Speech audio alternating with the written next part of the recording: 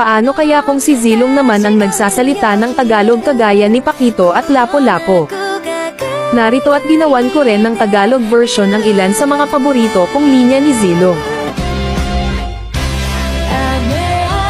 Arm yourself and stand by me. Bisig ka at tumabi sa akin. It would take an army to stop me. Kakailanganin ng isang hukbo para pigilan ako. Be mighty, be righteous. Maging makapangyarihan, maging matuwid. Only the fearless heart can soar to the heavens. Ang pusong walang takot lamang ang maaaring pumailanglang sa langit. Happiness is found from within, not in others. Ang kaligayahan ay matatagpuan sa loob, hindi sa iba. Heroes never fade.